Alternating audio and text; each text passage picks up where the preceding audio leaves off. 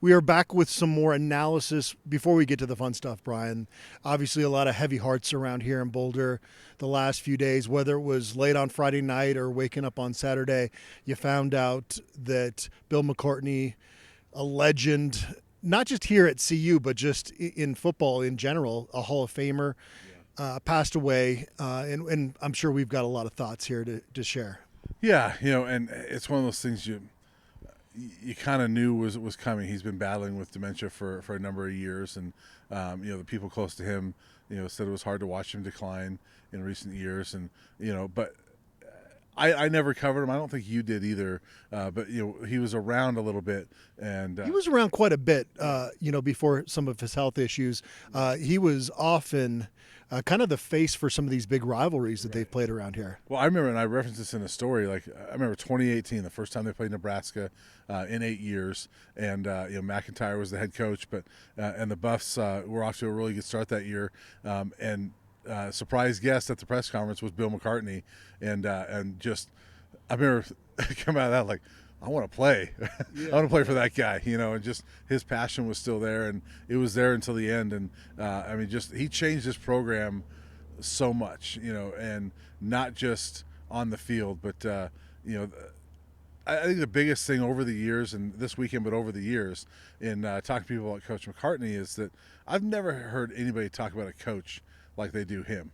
And not just the football part, but like how much he's meant to them as a man. And there's countless players that I've talked to that have said he's like a father to them, and you don't hear that very often about a coach. They might have made an impact on their lives, things like that, but the way they talk about him is just it makes you wish that you had a chance to cover him and play for him and things like that.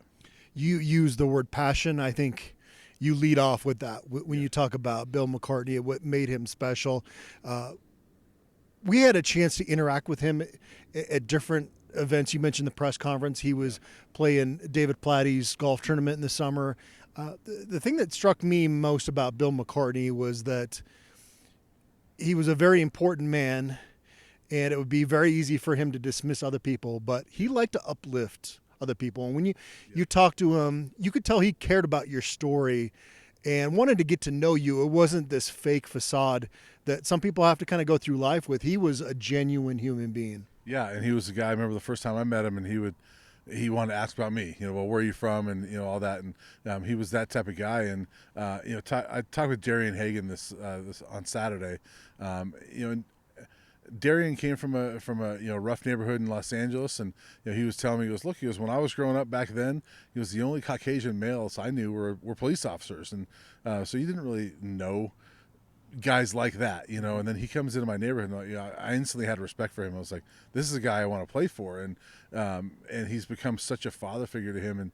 And Darian was like, I'm glad he's not suffering anymore, but I got to tell you, he goes, I'm hurting over here. He goes, this is really hard. And Chad Brown was the same way when I talked to him. And so, these guys, again, you saw the end coming, but it's still, it was very difficult for them to know that this mentor of theirs, this father figure, is gone.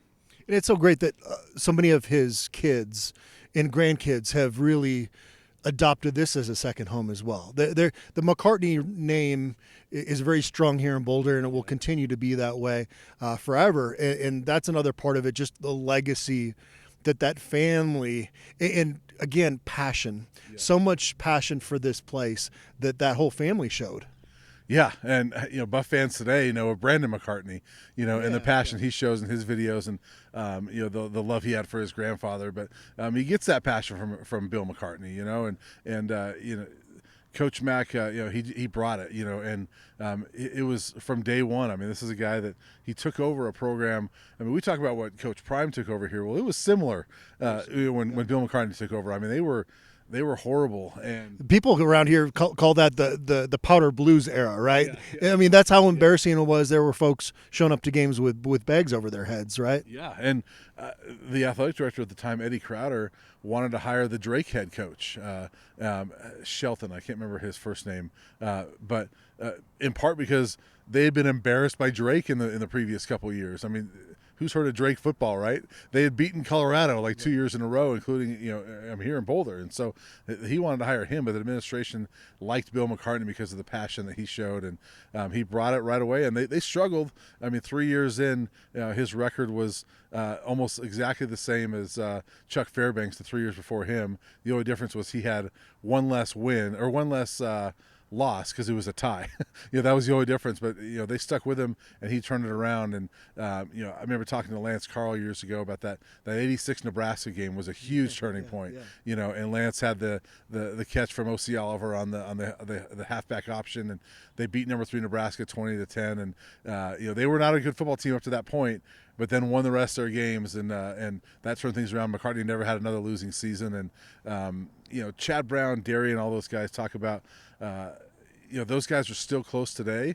And I asked Chad, I said, well, how much do you think that is Coach Mack? He goes, it is because of Coach Mack. He goes, because he taught us brotherhood and all that stuff. And those guys have been at each other's weddings and things like that because of Coach Mack. And bringing diversity to Boulder, which was needed. And you mentioned that, in today's day and age with the lack of impatience, I don't know if he gets enough time to build this program up the way that he did, but it worked out the way that it did back then. And then, you had this era of CU football that has provided, so many, it'd be hard to go back and put a percentage on it, but so many of the big moments that you always look back to with CU football, that was built up by Bill McCartney. Yeah. And there were some things they did this year that were the first time since Bill McCartney was head coach. One of those being Travis Hunter winning a Heisman. The only other one they had was under Bill McCartney. And, you mentioned diversity, and so much of it was. And, the 30 for 30, anybody that hasn't watched it, you need to go watch it. But a big part of that was how his thing was, I need to recruit the great black athlete, is what he would say. And they didn't have that much here in Boulder. And he started doing that, and it was tough for some of those young men at the time. And Darian Hagan once told me, he goes, look, Coach McCartney, we had to succeed in Boulder before we could succeed as athletes here. And Coach McCartney, he goes, he worked with the local police and the campus police to say, hey, we got to work with these young men and make them feel comfortable. And that worked. And, they've become more comfortable. And over the years, the great black athlete, has been more accepted and to where it's normal now, it has been for a long time, but it started because of Bill McCartney. And even there was residual effects from his tenure.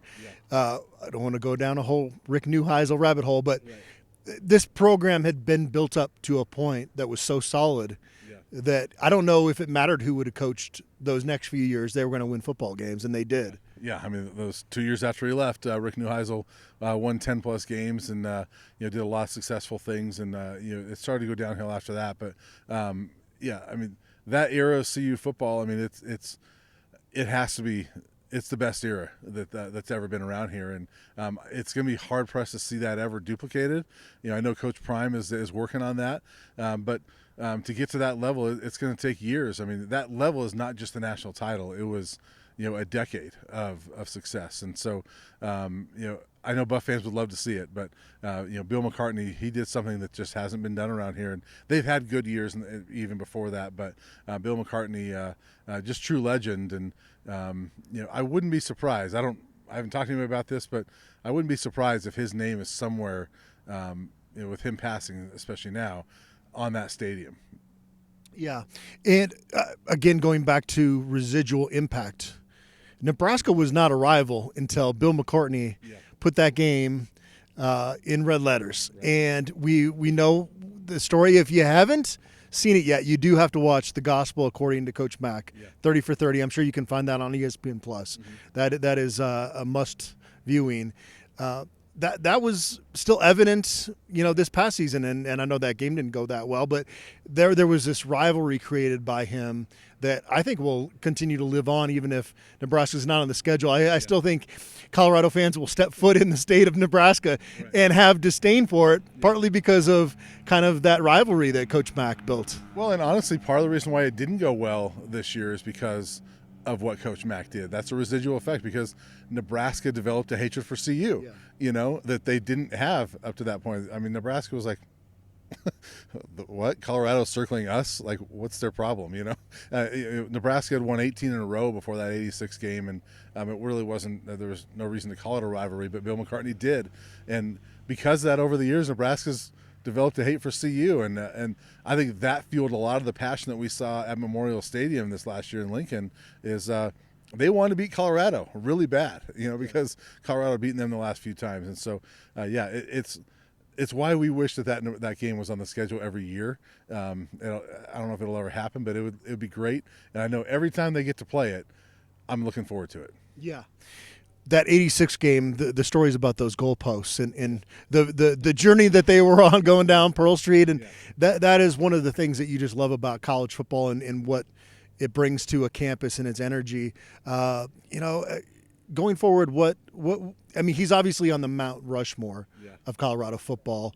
How else can we honor this man for what he brought here? Yeah, I think continue to tell the stories, and I had a chance to.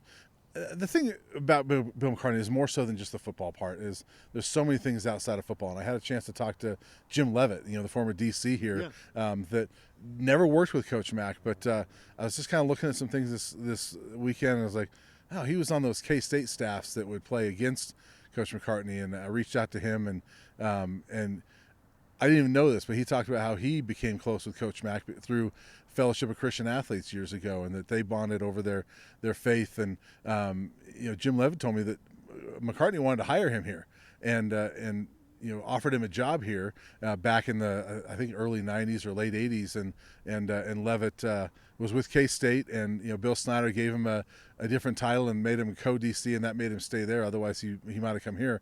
But he said he remained close with Coach Mack, and the time that Leavitt was DC here, he would go see him all the time and have lunch with him and things like that, and they would bond over their faith and stuff like that. And so his impact goes so far beyond it. It's hard to know how to really honor a guy like that, because he impacted so many lives in so many ways, other than just continue to tell the stories about him, because he was we're going to hear stories about him forever, because he was such a legend around here. And I don't know if it's a statue that goes up, I don't know if it's I don't know if you change the name of the stadium, but it's there's going to be something, I'm sure, that CU does to honor Coach Mack. Yeah, and I think you hit it on the head. It's the stories that people are going to share that are going to continue to keep Bill McCartney's legacy alive. Rest in peace to a coaching and just a legend as a human being.